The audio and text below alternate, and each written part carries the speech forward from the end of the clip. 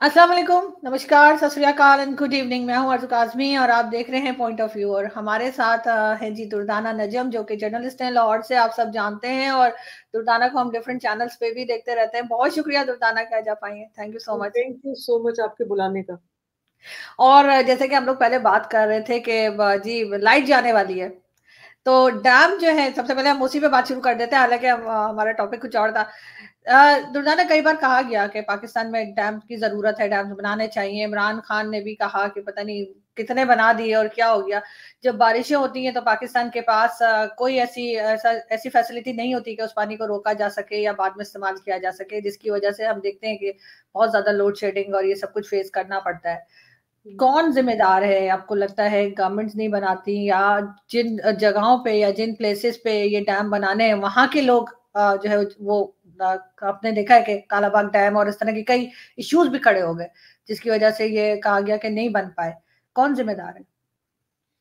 Obviously जिम्मेदार देखें, जब आपने डैम्स बना हम थोड़ा सा अगर क्योंकि इंडिया रीजनल बात करनी चाहिए ना, रीजन के हवाले से पहले तो मैं ये बता इस पे बात करते हैं कि कौन जिम्मेदार है और लोगों की बात करते हैं। क्या लोग हमेशा देखें, जब आप डैम बनाते हैं तो बहुत डिस्प्लेसमेंट होती है, वहां से आप आबादियों को खाली करते हैं, आपको बहुत बड़ी जगह चाहिए होती है, क्योंकि वो खाली डैम नहीं बनना होता, डैम चलाने के लिए जो वहाँ का स्टाफ होता है उनके लिए हाउसिंग कॉलोनीज बनानी होती है। No, it's a very big infrastructure, जिसमें हाउसिंग भी है, बहुत कुछ चीजें। तो आप एक बहुत बड़े और फिर ऐसे जगहों पे अमूमन आप देखें ना, अपने पहाड़ी इलाकों में अमूमन बना रहे होते हैं, ऐसी जगहों पे बना रहे होते हैं जहाँ आपने फ्लो ऑफ मतलब और फिर जब जहाँ पानी होता है वहीं बनाना है ना, रिवर्स पे बनाना है। तो वहाँ अमूमन होता ये है कि जो जितना भी ये अब मैं ये नहीं कहना चाहती कि कोई गरीब तबका ये थोड़ा-सा मतलब नेगेटिव हो जाएगा, लेकिन जो सब स्टैंडर्ड लाइफ गुज़ार रहे होते हैं अनफॉर्च्युनेटली, वो इन इलाकों में आपने देखा होगा झोंपड़ियाँ बनाकर वो खाना बदोशी का वाली ज़िंदगी गुज़ार रहे होते हैं। फिर जब फ्लड भी आता है तो हमने देखा कच्चे का इलाका, आपने सुना होगा कच्चे का इलाका खाली करा दिया, तो ये कच्चे के इलाके होते हैं फिर वहाँ। लेकिन डिस्प्लेसमेंट फिर ये लोग जो है फिर इनको उठा के कहीं और शिफ्ट कर दिया जाता है। अब इंडिया की एक अरुंधति रॉय हैं, उन्होंने बहुत लिखा हुआ है इसके ऊपर कि जब इंडिया में डैम्स बने तो किस तरह आदि क्या नाम है उनके कम्युनिटी का, आदिवासी लोग जो हैं उनको बहुत ज़्यादा वहाँ से जो भी उनके इस लेवल के जो थोड़े से सोशियो इकोनॉमिकली डिप्रेस्ड लोग थे फाइनेंशियली, किस तरह उनको डिस्प्लेस किया गया। ये दुनिया भर में लोग तो शोर मचाते हैं। अच्छा, अब लोगों के शोर मचाने से कोई मुल्क जो है ना, वो कहते हैं कि ठीक है जी, हमने तो बनाना है, हमने इकोनॉमी भी चलानी है, हमने अपना सिस्टम चलाना है, तो लोगों की इस तरह से कोई बात नहीं सुनता और बन जाते हैं। कई दफ़ा स्टेट जो है वो सख्ती भी करती है, कई दफ़ा साथ-साथ सारा कुछ चल रहा होता है। पाकिस्तान का तो मसला आपको पता ही है। यहाँ तो कोई मुझे तो लगता है कोई एनर्जी पॉलिसी नहीं है। अच्छा, अब दूसरे एक और इसके सबसे आखिरी दूसरा सवाल ये था कि क्या डैम वैसे तो अब दुनिया भर में जो नई फिलॉसफी आ रही है, अभी मेरी अब किसी से बात हो रही थी, वो एक्सपर्ट है एनर्जी के, वो ये बता भी रहे थे, कुछ थोड़ा बहुत देखा भी है कि अब डैम, क्योंकि डैम इतने रिलायबल नहीं है, कई दफ़ा डैम बारिश के ऊपर बहुत ज़्यादा उनका डिपेंडेंसी होती है, बहुत सारी चीज़ें जो हैं वो उसको उसको पूरा चलाना, इंफ्रास्ट्रक्चर वो एक अब जो लेटेस्ट जो सारा मॉडल आ रहा है वो है run of the river run of the river वो मॉडल है कि चलते पानी के ऊपर वो होता है बहुत थोड़ा है कि खास आबादी कुछ मेगावाट बिजली बनती है, फिर थोड़े आगे कुछ माइल्स पे जाकर फिर एक और वो सिस्टम इंस्टॉल कर देते हैं, तो साथ साथ बिजली बनती जाती है और वो उस इलाके के लोगों को बिजली मिलती जाती है। और ये इंडिया ने इसको बहुत किया, बहुत ज़्यादा इस पे काम भी हो रहा है। मैं फिर कहूँगी कि मैं रीजनल बात कर रही हूँ क्योंकि हमने इसी खत्ते की बात करनी है और दुनिया भर में इस मॉडल को लेके आ रहे हैं। तो थोड़ा-सा ट्रेंड, लेकिन हम जो है, हमारी तो प्रॉब्लम ये है कि मुझे तो लगता है कोई एनर्जी पॉलिसी है ही नहीं। हमने तो पता नहीं कितने वो इमरान खान साहब ने कहा था पता नहीं कितने 100 डैम बनाने थे, कितने डैम बनाने थे। उसके बाद एक दासू डैम है, उस पे काम हो रहा है, वो आई नो क्योंकि हमारे सामने हमसाए हैं। वो बेचारे कब से जो है वो वहीं बैठे हुए हैं, कुछ 4-5 साल हो गए हैं, बीवी बच्चे छोड़ के वो इंजीनियर है, तो वो डैम बनवा रहे हैं। तो डैम तो बन रहा है तो वो, लेकिन ये है कि हमारी इमीडिएट रिक्वायरमेंट्स जितनी भी हैं, हमारे पास बहुत सारे सोर्सेज़ हैं जिससे बिजली बन सकती है। हमारा मसला बिजली बनाना नहीं है। हमारा मसला बिजली की जो हमारा इंफ्रास्ट्रक्चर है ना, जिससे बिजली लोगों तक पहुँचनी है, वो इतना ख़राब है, आउटडेटेड है, पुराना है। اور تھکا ہوا ہے، اس میں چوریاں اتنی زیادہ ہونے کا مطلب امکان نہیں ہوتی ہیں. ابھی پچھلے دفعہ آپ نے دیکھا نا کریک ڈاؤن انہوں نے کیا، اتنی چوری پکڑی. بلکہ میرے ایک جاننے والے ہیں کراچی میں، ان کا وہ چوری کر رہے تھے کئی سالوں سے، ایک دم ان کو 8 لاکھ روپے انہوں نے بل ٹھوک دیا. وہ گھر چور بند کر کے بھاگ گئے وہاں سے کہ ہم نے بل نہیں دینا. لیکن پھر پتا چلا، جب کل میں نے پوچھا، میں نے کہا یہاں سے وہ واپس آ گیا، وہ کہیں اور سے چوری کر رہے ہیں. مطلب انہوں نے وابڈا، وہ جو کراچی میں کئی والے ہیں، ان کو تھوڑا سا پیسہ ویسا کھلا کے وہ 8 لاکھ روپے کا بل بھی فالب کر دیا، اور اب کسی اور جگہ پہ کنڈا ڈال کے وہ چوری کر رہے ہیں. یعنی کہ سسٹم چوری کا چل رہا ہے. تھوڑا سا کچھ یہ جو ٹپیکل پاکستان کے ساتھ ہوتا ہے نا، ایڈ ہاک پالیسیز آتی ہیں، ایک دم ایک شور شرابہ مچتا ہے، لوگوں کو پکڑ دھکڑ کرتے ہیں، اس کے بعد پھر سب سو جاتے ہیں، پھر وہ بزنس ایز یوزل ہوتا ہے. تو مجھے تو بالکل یہ ہمارا بجلی، ابھی اگر آپ گوگل کریں آپ کو پتا چلے گا جی ہماری اتنی سرپلس بجلی پڑی ہوئی ہے، کیونکہ ہم نے سی پیک جب ہمارا معاہدہ ہوا، ہم نے بہت سارے پاور پلانٹس لگائے. اور اچھا پھر ایک اور ہمارا مسئلہ ہے، ہم نے جو معاہدے کیے ہوئے ہیں، یعنی کہ ہمارے وہ جو معاہدے ہیں اس ایگریمنٹ کے حساب سے بجلی گھر اگر وہ بند بھی ہیں نا، تو ہم نے ان کو پیسے دینے ہیں بجلی بنانے کے. تو دنیا میں کہیں نہیں ایسا ہوتا. اس سے پاکستان جیسے ملک میں ہو سکتا ہے جہاں آپ نے ایکسٹورشنسٹ جو ہیں ان کو آپ نے پالنا پوسنا ہوتا ہے. آپ کے کک بیکس لی ہوئی ہیں نا، جنہوں نے معاہدے کیے ہیں انہوں نے کک بیکس لی ہوئی ہیں، اسی لیے تو اس طرح کے معاہدے کیے ہیں. اب دیکھیں نا، آپ نے ایک ویئر ہاؤس دیا، آپ انٹیلیجنٹ بندہ یہی کہے گا نا کہ یار میں 6 مہینے میں، آپ کا ویئر ہاؤس ہے، میں 6 مہینے کے پیسے دوں گا. لیکن آپ کہتے ہیں کہ نہیں جی میں 6 مہینے کے بھی دوں گی، ان 6 مہینے کے بھی دوں گی جب میں نے آپ کا ویئر ہاؤس استعمال نہیں کرنا. تو لوگ آپ کو انسین ہی کہیں گے نا، یار یہاں تو اس کے پاس بہت پیسہ ہے، یا یہ کہیں اور سے اس کے پاس پیسہ آ رہا ہے جو یہ اس طرح لٹا رہے ہیں، یا اس طرح ان کے ویئر ہاؤس والوں سے پیسے. تو سارا سسٹم جو ہے وہ جب سے آئی پی پیز کا آیا ہے، بے نظیر کے زمانے میں بھی تب ان کے اوپر الزامات لگے تھے جی کک بیکس لی ہیں، زرداری وغیرہ. تو انفارچونیٹلی بالکل ایسا ہی ہے. لیکن دردانہ میں ابھی جیسے میں نے کہا کہ میں دبئی میں ہوں، مجھے کئی لوگ یہاں پہ ملے، انڈینز ملے کئی، بہت پیار سے ملتے ہیں، بہت رسپیکٹ دیتے ہیں. میں انہوں نے ایک دو لوگوں سے اور میری بات ہوئی تو وہ کہتے ہیں جی پہلے پاکستان کی، اکثر ٹی وی چینلز والے بھی کہتے ہیں کہ جی پاکستان پہلے جو اکانومی تھی پاکستان کی بڑی اچھی تھی 90s میں، اور یہ وہ کر کے. آپ کے خیال سے کیوں خراب ہوئی، اور کیوں ہم دوبارہ جو ہے اس کو پھر دوبارہ بہتر نہیں کر سکے، اور مسلسل لونز اور اسی قسم کی یا ڈونیشنز پہ ہی کیوں پاکستان چلا گیا، جبکہ یہ بھی فیکٹ ہے کہ پہلے حالت ایسی نہیں تھی اکانومی کی 90s میں. بالکل. ابھی میں جیسے بھی بات کر رہی ہوں نا، ہم لوگ یہی بات کر رہے تھے کہ 85 سے ڈاؤن فال ہونا شروع ہوا. اس کے بعد سے دیکھیں، اگر آپ دیکھیں ضیاء الحق کی حکومت، ضیاء الحق کا ٹائم جب ختم ہونا شروع ہوا تو اس نے الیکشن بھی کروائے، حالانکہ پارٹی سلیکشن تھے. لیکن اس نے پھر اچھا ایک فینومینن جو پاکستانی پالیٹکس میں آیا نا، فائنینشیل کرپشن کا، یہ ضیاء الحق کا جب دور تھا، جب یہ لوگ آئے نا، نواز شریف لوگ، یہ بزنس مین جب آئے ہیں اس کے اندر پالیٹکس میں آئے ہیں، تو یہ کرپشن کا ایلیمنٹ تب سٹارٹ ہوا ہے، یہ 85-86 کی پالیٹکس میں. اب اگر آپ پہلے دیکھیں، اب تھوڑا سا اگر آپ ذوالفقار علی بھٹو کا بھی دیکھ لیں، اور جتنے ہمارے پہلے کے جتنے پرائم منسٹرز ہیں جو بھی گنے چنے تھے، باقی وہاں آپ کو فائنینشیل کرپشن بہت کم ملے گی، آٹے میں نمک کے برابر بھی نہیں ملے گی. تو مطلب وہ ان کی اور ایشوز تھے، ان کے جو تھے نا گورننس کے ایشوز اور تھے، کسی اور طریقے سے وہ ملک کو انہوں نے جو ہے نا وہ نقصان پہنچایا. لیکن جو یہ فائنینشیل کرپشن ہے نا، جس نے اصل میں پالیٹکس کو نقصان پہنچایا، یہ فینومینن شروع ہوا تھا جب نواز شریف لوگ، مسلم لیگ جو ہے، اس وقت تو یہ مسلم لیگ ہی تھی نا، نہ این تھی، نہ پی تھی، نہ کیو تھی، کچھ بھی نہیں تھا. تو یہ اس وقت یہ سٹارٹ ہوا. اور پھر آ کے پیپلز پارٹی آئی، زرداری کے ساتھ اس کی شادی ہو جاتی ہے، پھر یہ لوگ آتے ہیں پیپلز پارٹی والے، اس کے بعد زرداری نے تو اس کو کسی اور ہی اسکیل پہ لے گئے یہ لوگ، مطلب اس کو فائنینشیل کرپشن کو. آئی پی پیز جو ہے نا 90s میں ہی آئے تھے پاکستان میں، اور اس وقت زوروں پہ تھا کہ جی کس طرح سے کرپشن ہوئی ہے، کس طرح سے انہوں نے کک بیکس لی ہیں، کس طرح سے انہوں نے معاہدے. I remember my father used to say کہ یہ بالکل غلط معاہدے کر رہے ہیں، ہمیں ضرورت ہے اس وقت، لیکن جس طرح کی اگریمنٹس کر رہے ہیں that is not in the favour of Pakistan. تو 90s نہیں بلکہ 85-86 کے بعد سے یہ سارا گڑبڑ پاکستان میں یہ شروع ہوئی ہے. اور جو کہ اور اصل جو سب سے بڑا مسئلہ ہے نا، جو آپ کا سوال تھا کہ ہم کیوں نہیں دیکھیں اچھا ہے یا برا ہے نظام، آپ نظام کو چلنے ہی نہیں دیتے. آپ دیکھیں نا، آپ چاہے خود اپنے بندہ لے کر آئے ہیں یا آپ کسی اور کا لے کر آئے ہیں، ارے بھائی آپ ایک تو آپ کنگ میکر ہیں، ہمیں پتہ ہم کس کی بات کر رہے ہیں پاکستان میں.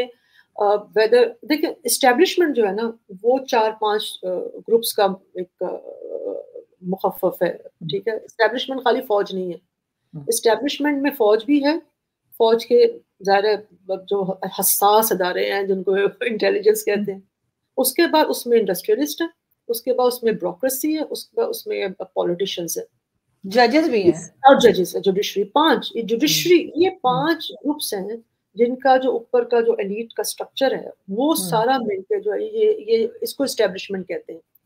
تو وہ یہ ہے نا کہ وہ کہا کرتی تھی اسما جہانگیر یا بہت سارے بعد میں بھی ہم نے کہ کچھ لوگ کور کمانڈرز ہیں، کچھ لوگ ہیں وہ بیٹھتے ہیں ہماری قسمتوں کا فیصلہ کر لیتے ہیں. تو اکانومک تو دیکھیں ابھی ہم اس میں نہیں جا رہے آرزو کہ عمران خان کی حکومت اچھی تھی یا بری تھی، ہم خود اس کے بہت بڑے کرٹکس ہیں کہ بڑا مطلب جو فیصلے انہوں نے کیے، لیکن اس کی حکومت کو اس طرح سے ہٹانا پی ڈی ایم کے ضرور، اس نے پاکستان کو کتنا نقصان پہنچایا. 1.5 سال میں پاکستان 15 سال پیچھے چلا گیا. آپ اس کو چلنے دیتے، وہ خود ہی اپنی سیاسی موت مر جاتا.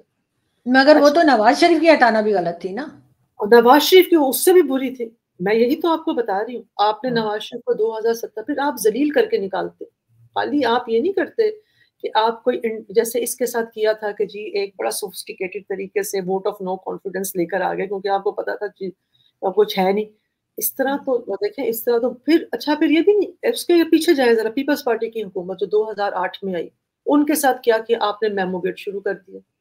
اس کے بعد آپ کا سب سے بڑی پرابلم اس وقت مشرف تھا، اس کو آپ نے بچانا تھا، کورٹ اس کے پیچھے پڑے ہوئے تھے، روز تماشے ہوتے تھے، اس کی کبھی ایمبولینس پنچر ہو گئی ہے، کبھی اس کی ایمبولینس کو یہ ہو گیا، کبھی اس کا یہ ہو گیا، پھر آپ نے میمو گیٹ شروع کر دیا. مطلب کہ اچھا پیپلز پارٹی کی جب دور تھا، میں اس کو ڈیلی ٹائمز میں تھی، اب ہم لوگ بات کرتے تھے اس وقت پاکستان میں دہشت گردی اپنے عروج پہ تھی، عروج پہ تھی، کیونکہ 2007 میں جب ہوا تھا یہ لال مسجد والا انسیڈنٹ، اس کے بعد ٹی ٹی پی فارم ہوئی، تحریک طالبان پاکستان بنی. تحریک طالبان پاکستان نے کہا تھا ہم پورے پاکستان کو اڑا دیں گے، انہوں نے اڑا کے دکھایا تھا. جب روز جو ہے نا وہ دہشت گردی کے واقعات ہوتے تھے، روز لوگ مرتے تھے.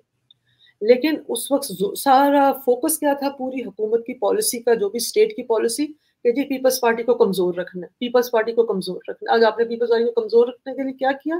ساری ان کی جو بیوروکریسی تھی، سارا ان کے جو پولیٹیشین تھے وہ روز کورٹ کے باہر کھڑے ہوتے تھے. کام کس وقت ہو گئے؟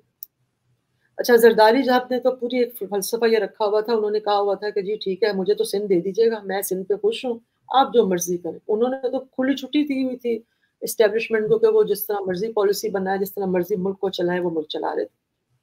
وہ تو پھر اس کے بعد اے پی ایس ہوا. میں تو کہتی ہوں اللہ معاف کرے، پورا ملک کا ایک ثانیہ ہے، بچے مرے تھے. اے پی ایس نہ ہوتا نا تو ہم شاید ابھی بھی مر ہی رہے ہوتے، ہمارے سارے ملک میں لوگ بموں سے اڑ رہے ہوتے، بچے اڑے ہوتے. وہ تو ان کے گھر تک چلا گیا وہ سارا سلسلہ. تو ان کو مگر ہوش آئی. یہ جو اے پی ایس کا آپ نے ذکر کیا تھا، اے پی ایس کا جو ایک مین آدمی تھا، یعنی جس نے احسان اللہ احسان، وہ تو ایجنسی والوں نے ہی ہمارے باہر نکال دیا پورے خاندان سمیت. آپ بتائیں نا، دیکھیں ان کے بچے ماں باپ جو ہیں وہ سڑکوں، وہ کہتے ہیں نا ہمارے بچوں کو اب شہید نہ کہ 9-10 سال ہو گئے ہیں، اس کا کوئی والی وارث نہیں ہے کہیں. وہ یہ کہتے ہیں کہ جی ٹرائل جو ملٹری کورٹس ہیں ہم نے ان پہ ٹرائل کر کے بہت ساروں کو پھانسی دے دی ہے. ٹھیک ہے، لیکن وہ اتنا ہش ہش ہے سارا، اس پہ ٹرانسپیرنسی نہیں ہے. وی نیور نو کہ کس کو کیا ہوا ہے. اچھا اگر وہ ختم بھی ہوا تو اتنا بڑا جو سیکیورٹی بریچ ہوا ہے میاں والی میں، تو اس کا مطلب ہے کہ ہم ان 10 سالوں میں ہم پیچھے کی طرف گئے ہیں. ہماری جو سیکیورٹی کا حالات ہیں، دیکھیں نہ ہمارے بارڈر سیکیور ہے، نہ ہماری انٹرنل پولیٹکس سیکیور ہے. تو ترقی کس نے کرنی ہے؟ جو لوگ آتے، امیزون پاکستان میں آیا، انہوں نے شروع کیا کام، بھاگ گئے. کون رہے گا آپ کے پاس؟ اتنی زیادہ آپ دیکھیں کہ ایک کون سا سیکٹر یہاں کہاں ترقی کر رہا ہے؟ آٹو موبائل سیکٹر، جس کی کوئی مینوفیکچرنگ ہی پاکستان میں نہیں ہوتی. ٹھیک ہے، تو وہ مگر ایک چیز اور ہے دردانہ، میں یہ ضرور کہوں گی کہ یہ ضرور پوچھوں گی بلکہ آپ سے کہ ڈکٹیٹر تو بہت ہے پاکستان میں، اور جسے میرے خیال سے جسے ہمیشہ سے میں نے سنا جس نے سب سے زیادہ نقصان کیا وہ ضیاء الحق تھا، جس نے یہاں پر جس طرح کا ماحول بنا دیا، جو کچھ کیا. لیکن سب سے زیادہ برا بھلا جو ہے وہ پرویز مشرف کو ہی میں نے سنا کہ لوگ کہتے ہیں ابھی تک. کیا وجہ ہے اس کی؟ یہ بات آپ کی بالکل صحیح ہے. دیکھیں جو ضیاء الحق نے کیا تھا نا, ضیاء الحق نے پاکستان کی جو آئیڈیولوجیکل سٹینڈ تھا نا, اس کو اس نے ضرب لگائی تھی. یعنی کہ اس نے کہا, جنہوں نے کہا تھا یونٹی, فیتھ اینڈ ڈسپلن, انہوں نے کہا نہیں, تینوں کو نکال کے اس کو ریپلیس کر دیا ایمان, تقویٰ, جہاد فی سبیل اللہ. لٹرلی آرمی کا سلوگن نہیں بنا دیا تھا, ایمان, تقویٰ, جہاد.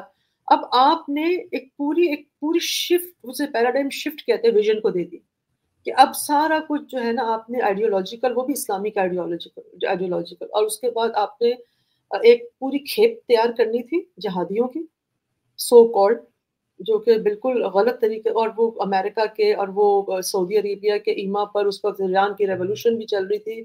آپ کو ایک سنی وہابی اسلام جو ہے اس کے ایک کیڈرز میں سے آپ کو ایک جنگجو چاہیے تھے, جس کو آپ نے کھپانا کہا تھا افغانستان میں, کیونکہ آپ کی تو آپ, اچھا وہ ہماری جنگ نہیں تھی, وہ تو 2 سپر پاور کی پراکسی وار تھی جس کو افغانستان میں انہوں نے, افغانستان, اور اس وقت رشیا نے بھی کہا تھا کہ آپ یہ نہ کریں, لیکن ہم نے چونکہ ہمارے کیا تھے, عزائم تھے, اور وہ سارا, اور اس وقت پیسہ, میں آپ کو بھی پتا ہوگا کہ اس وقت جتنا پیسہ آتا تھا, میچ تھا سعودی عربیہ کا اور یو ایس کا. یہ فیصلہ ہوا تھا کہ ہم, اگر آپ $1 دیں گے تو ہم بھی $1 دیں گے, اس طرح سے. اور پیسہ کس کو دیتے تھے؟ ISI کو دیتے تھے, اور دیر واز نو اکاؤنٹیبلٹی.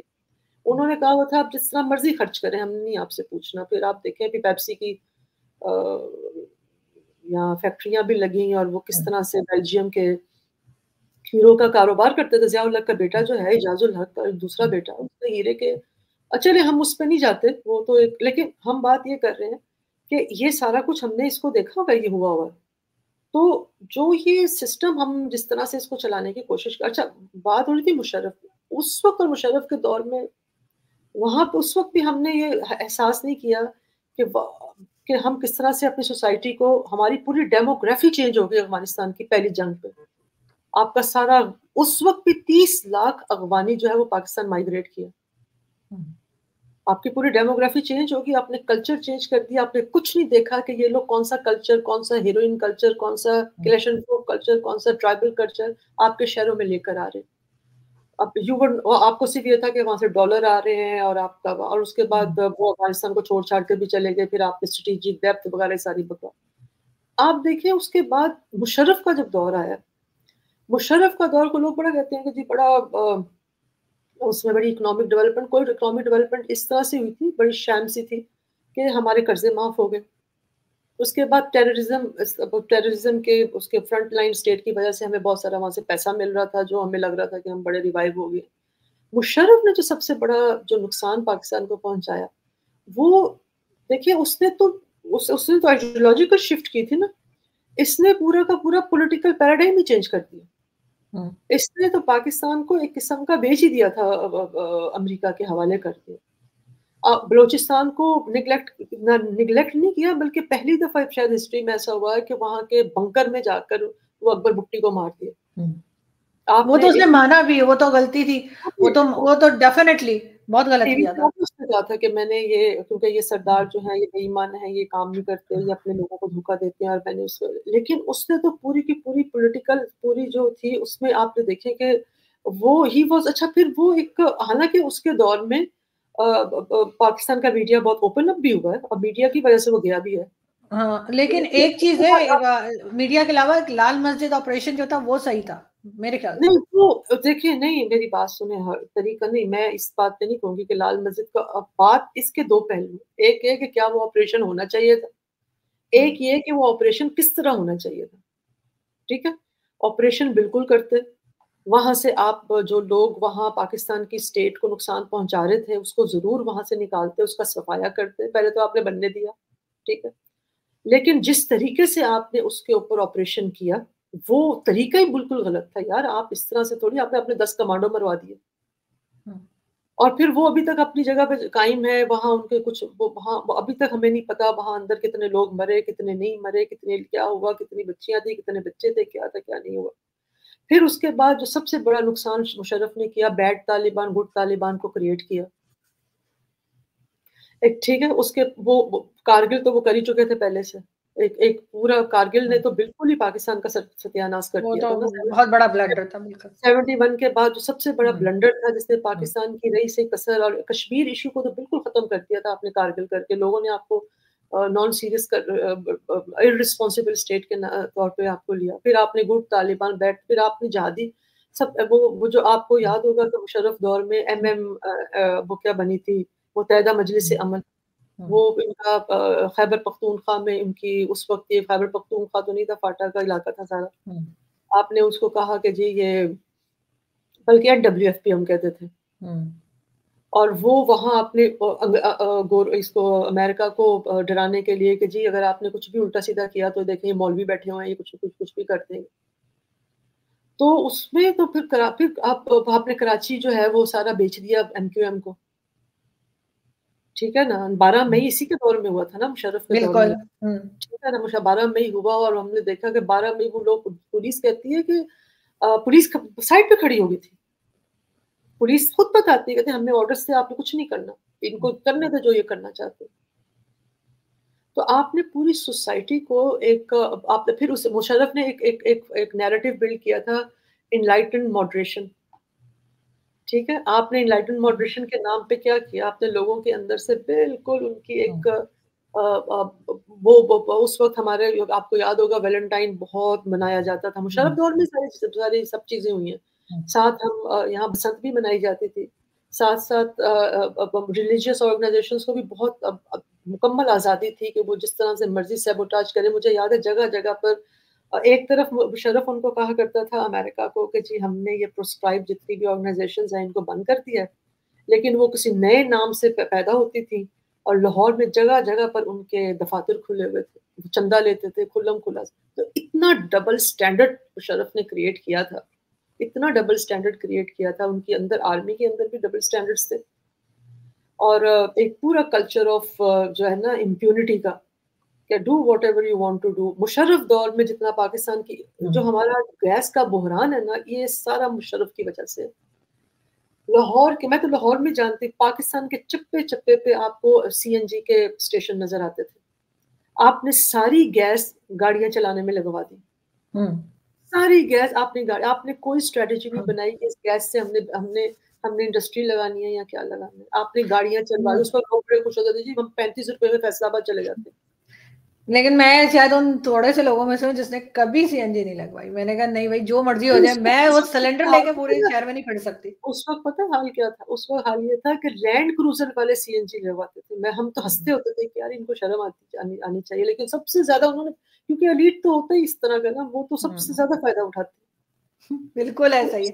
لیکن بالکل صحیح. لیکن دردانہ لاسٹ میں یہ پوچھنا چاہوں گی، نواز شریف صاحب کا سنا جا رہا ہے کہ کافی حد تک امید ہے کہ وہ ایز اے پرائم منسٹر آ جائیں گے، اور آتے ہی انہوں نے جو پہلا اسٹیٹمنٹ اپنا دیا وہ یہ کہ وہ بھارت کے اور افغانستان کے معاملے کو صحیح کرنے کی کوشش کریں گے. تو خیر افغانستان کا تو مجھے نہیں معلوم، لیکن اب لگتا ہے آپ کو کہ اگر بھارت سے بات کریں گے نواز شریف صاحب، تو جو کچھ ہوا، جس قسم کی حرکتیں یا جس قسم کے اٹیکس پاکستان کی طرف سے ہوئے اور بعد میں جو نقصان ہوا بھارت میں، کیا بھارت کی گورنمنٹ پاکستان سے بات کرے گی؟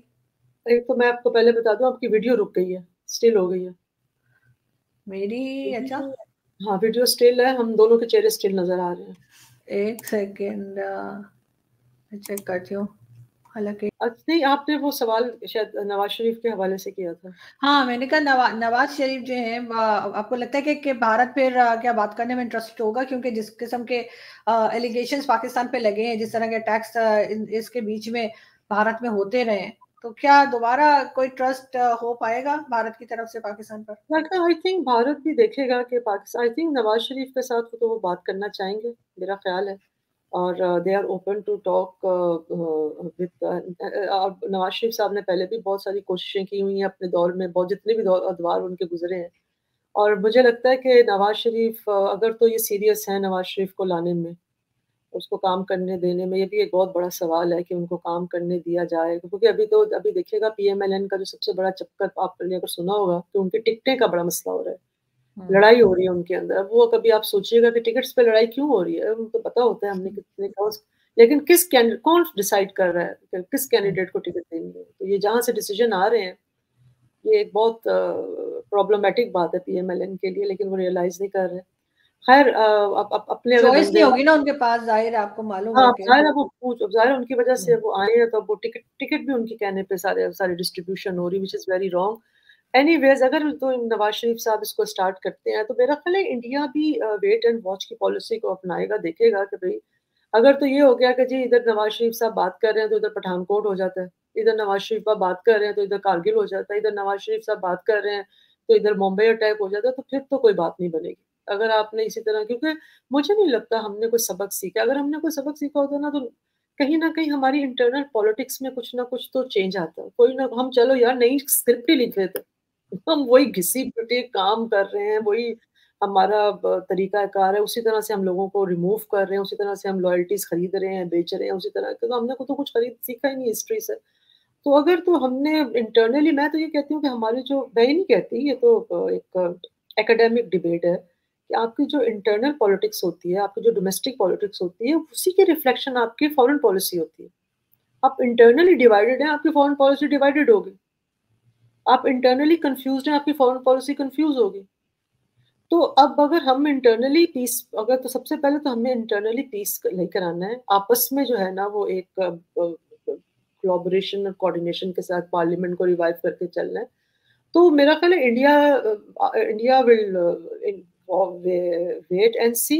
اور پھر ہم ڈپینڈ کرتا ہے کہ ہم کون سی پالیسی انڈیا کے ساتھ، کیا ہم صرف کلچر ٹو کلچر ریلیشن شپ چاہتے ہیں، پیپل ٹو پیپل ریلیشن شپ چاہتے ہیں، یا ہم اکنامک ریلیشن شپ چاہتے ہیں. جیسے کہ نواز شریف صاحب کا ایک پروگرام تھا کہ ہمارے بینکس ہونے چاہیے، انڈیا کے بینکس ادھر ہونے چاہیے، ہمارا ایک کوریڈور ہونا چاہیے فری، ہمارا سلسلہ ہونا چاہیے. تو یہ تو ابھی پتہ چلے گا کہ نواز شریف یا جو بھی نواز شریف ہو یا سویلین گورنمنٹ ہو، ان کو آپ کام کرنے دیتے ہیں یا نہیں دیتے. تو اس کے لیے سب سے پہلے ضروری یہی ہوگا، کام کرنے دینے کا مقصد یہ کہ کیا ہمارا ہاؤس ان آرڈر ہوگا، ہمارے اندر ایک اپنی کوآرڈینیشن، کوآپریشن، یونٹی ہوگی، پیس ہوگا. تو بالکل otherwise it will be business as usual. وہی جیسے کہتے ہیں کہ تالی دونوں ہاتھوں سے بجتی ہے. تو پھر دیکھتے ہیں کہ پاکستان کس طرح کی بات کرتا ہے اور کیا پالیسی لیتا ہے. لیکن یہ کہ یقیناً بھارت میں بھی دیکھا جائے گا کہ وہ لوگ انٹرسٹڈ ہیں بات کرنے میں یا نہیں. اصل بات تو یہ کہ کرنا چاہتے ہیں کہ نہیں، کیونکہ ان کو تو ان کی تو سوئی ٹیررزم پہ اٹکی ہوتی ہے. وہ تو بار وہ بار کر تو رہے نا، وہ ان نون گن مین جو مارتا جا رہا ہے. تو وہ میرا خیال ہے ہم نہیں، اب میری بات سنیں، ابھی دیکھیں نا، ابھی انہوں نے جو ان کے پونچھ کے علاقے میں اور وہاں کشمیر کے وہاں ساؤتھ کے سارا وہاں ان کے کچھ جو ہیں کچھ آرمی آفیسرز بھی مارے گئے ہیں. کافی عرصے سے وہاں ہو رہا ہے، انریسٹ ہے. تو وہ یہی کہہ رہے ہیں کہ جی یہ آئی ایس آئی کروا رہا ہے، جو کہ یوزول ہوتا ہے. اب وہ بھی بات ہم بھی کہہ سکتے ہیں کہ جی ثبوت، جیسے ہم وہ کہتے ہیں کہ جی آپ ثبوت دیں انڈیا کا ہاتھ ہے کہ نہیں، تو ہم بھی کہہ سکتے ہیں جی ثبوت دیں کہ ہاتھ ہے کہ نہیں ہے. تو اگر ان چیزوں نے مطلب تھوڑا سا انڈیا کو بھی موو آن کرنا چاہیے. اب وہ ہر بات پہ ٹیررزم، اب دیکھیں ان کے جو چیف منسٹر ہیں گجرات کے، نئے چیف منسٹر ہیں، وہ میں نے آپ کے ساتھ ایک سٹوری شیئر بھی کی تھی. انہوں نے وہ لاء کے کالجز، یونیورسٹیز کے اسٹوڈنٹ سے ڈبیٹ وہ کر رہے تھے، اسپیچ کر رہے تھے. تو وہاں ان کو کہتے ہیں کہ کوئی بھی جب آپ پریکٹس شروع کریں تو کوئی بھی ٹیررسٹ کا جب کیس آئے تو بس آپ نے کچھ نہیں کرنا، اس کو سزا دلوانی ہے.